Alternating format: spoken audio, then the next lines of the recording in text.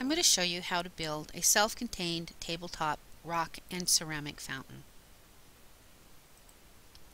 Before you start, read all instructions before setting up or starting construction. Gather safety gear, tools, equipment, and materials. Use a water-resistant flat surface and dry access to electricity. The uses for the fountain are as a humidifier, decoration, pet waterer, and it can add a feng shui water cure aspect in home or office. This particular design provides a rustic flavor with a natural color scheme and a soothing background of sound of flowing waters. Your safety equipment will be safety glasses. They have high-impact plastic lenses that may protect your eyes from small flying debris. The breathing mask may cut down on breathing the dust from grinding ceramics or handling silica sand. And the earplugs can help to protect your hearing while using the electric tools. The rotary tool could be battery operated or plug-in. There are models that you can use for cutting, drilling, grinding, sanding, carving, buffing, and engraving. They have interchangeable fitting bits for different purposes. I would select a sturdy, short-bladed knife to cut the tubing with. You can use a measuring tape, but make sure it's waterproof plastic, not paper or cloth. You can use a file or sandpaper, coarse or fine, to sand or file down the edges that you cut, scalloped into the ceramics. This is what some of those tools might look like. You could use a hammer or mallet to break slate or ceramics into smaller pieces to use as found objects to build your ramp with. You need a variety of painting brushes, small ones, medium, and large. You need utility bowls to put things in, like a little bit of water for washing brushes or to put your silica sand in. Most important, you need a water pump that is specially designed for fountains. It'll have an on-off switch on it on the cord. These can be very small. The hose, about 3 feet of clear fish tank hose, same size as the hose hookup on the fountain pump. You're going to use aquarium sealant as a glue. It's waterproof, non-toxic, and it's designed for aquariums to hold things together. You can use a drawing pad to design what you want your fountain to look like. A pencil is necessary whether or not you use a drawing pad or not. Towels. Use as many of those as you think you might be messy for. Other important materials are your glazed, on the inside, terracotta plant pot saucer. This is going to be really big because this is what you're going to put your entire fountain in. About 18 to 24 inches wide with a 2-inch tall wall. The unglazed terracotta plant pot, it's going to be about 8 to 9 inches wide, and this is what's going to hide your fountain pump. Your other materials are your ceramic vase or pitcher. The pitcher should be smaller than the plant pot, attractive and of a complementary design to the bowls. The terracotta bowls should be smaller than the pitcher, and about 4 or 5 of those. They need to be a set of consecutive sizes. Your supports, building materials, and decorations. You can use slate, marble, ceramics, rocks, pebbles, beads, terracotta animals, and found objects.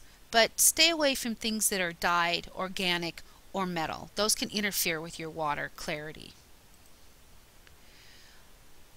The rocks, you want a variety of textures, sizes, and colors. The sand, I would suggest white silica sand. It's bright, reflective, and has a sparkle effect in and out of water. I would get an extra jug of water, like a gallon size. You don't want to have to step away from your fountain to refill something when you're testing it. This area is called fiddling thought. Now's the time to get out your measuring tape and to really take an active look and fiddle around with your objects to see how you might want to design it. Try your touch thinking. After you've read all your instruction, gathered your tools and equipment and materials, and you've all set up, play, experiment, use your imagination with the glass and ceramic and found objects. Picture this: old world cobblestone streets, rock wells, flagstone walls, and maybe stream bottoms. Always test your pump before you put anything together. Use kitchen sinks. Put the tubing on the pump siphon. Put the pump underwater in sink number 1. Put the other end of the tubing in sink number 2. Plug the pump into electricity and turn on the pump to test. Adjust the water pressure settings on the pump. The pump has to be covered with water before it'll work properly. You're going to turn your big flower pot upside down. So your top's going to be your bottom and your bottom's going to be your top. This is going to be your tower. At the bottom rim is going to be the area where you're going to grind out the scallops that'll let the water into the pump. One of those scallops is going to be large enough for the cord to peek out of. Please do not use actual drill bits. Those might fracture your ceramics. Use the grinding bits and make about 4 to 8 of the flow arches. This is where you could file or sand your edges smooth on the arches.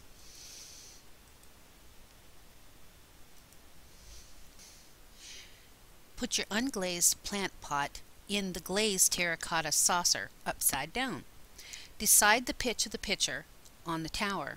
Both tower and pitcher must touch to put tubing through holes and glue together. Water fills the pitcher, then spills out into the smallest bowl due to the tilt of the pitcher and the angle of the mouth opening. These two things must be secured together with glue. The pitcher cannot be movable.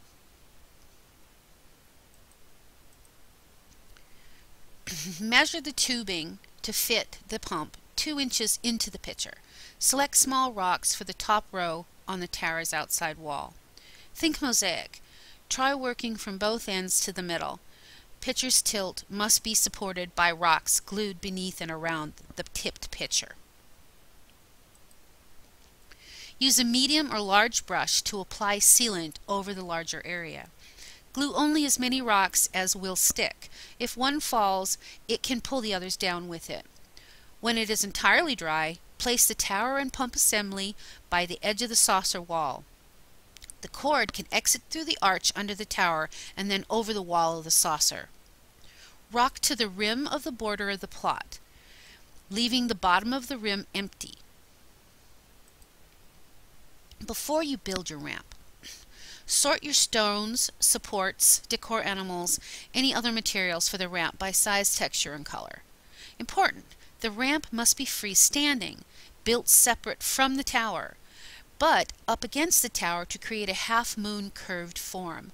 Do not glue any of the ramp parts to the tower. Place the large objects on the bottom and build around and up, large to small. Make flat, slightly tipped landings to glue bowls to.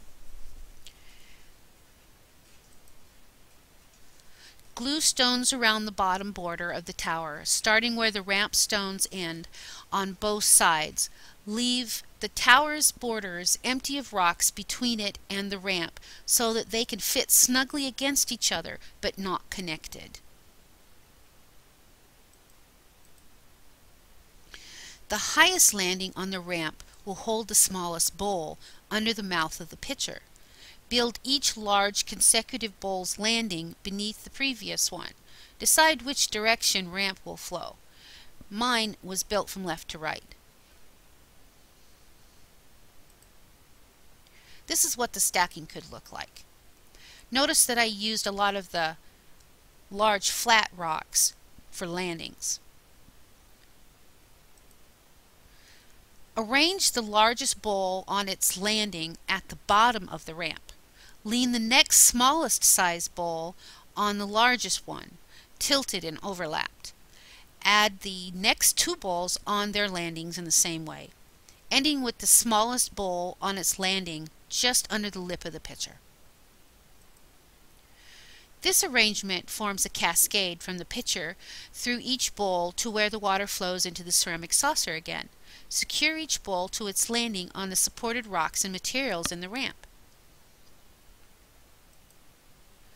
Water will flow from the saucer underneath to be sucked up by the pump.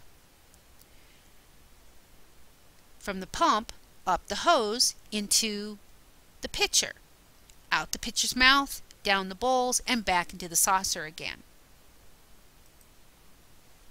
The back half of the tower is rocked from the pitcher to the saucer without being connected to the saucer. The ramp wraps halfway around the front of the tower from the pitcher to the saucer, but it is not connected either. Fill a small utility bowl half full with warm water to wash paintbrushes in. Put some sand in another bowl. Use a small brush to dab sealant between rocks and any areas to add sparkle or camouflage. Cover empty spots thoroughly with sealant. Push it under the rocks, edges, objects, and bowls. Use a small brush to dab sand on thickly. Push the sand into the sealant as well as onto the sealant. This will hide the terracotta color of the tower between rocks. Brush more sealant on the dried sand and sealant for another layer of texture on the surface. I used white fine silica sand for this. It is bright white and catches the light whether or not it's wet or dry. Excess sand usually falls off of the sealant when it dries. Sweep the dry brush over the dry sealant and sand. For aesthetic quality, add sand sparkles to other places, objects or supports or edges of the bowls. After brushing the loose sand off the fountain, vacuum any excess up before adding water. Clean your area and put your tools, equipment, and remaining materials away. Put a towel down on a flat surface. Set the fountain on the towel. Add water to the saucer up to 1/2 inch from the top of the saucer's rim. Mark this level on the inside of the saucer with a pencil. Turn on the pump. Listen. Water must cover the pump for the suction to start. If you don't hear it, add more water. When you add more water, bring it back up to the level of the mark, but do not use more than a 1/2 inch added water. When the pump is turned off completely, the water will settle in the saucer to a higher level. Add or subtract so that the water doesn't overflow when the pump is turned off. The ramp and tower can fit so well together that they appear to be of one piece, but you know they're not. They're two different pieces, and neither one of them are glued to the saucer itself. At the bottom of the ramp in this case, there's a lion and a crystal ice cube that support the bowl landing foundations. The fountain represents all the 4 elements: water, earth, air, fire, and a moment in time at the well. If at any point you would like to pause and rewind and go back and revisit any of the points and steps, feel free to. Your finished fountain will be an added beauty to your home, and it'll be fun to make. I hope you enjoy it.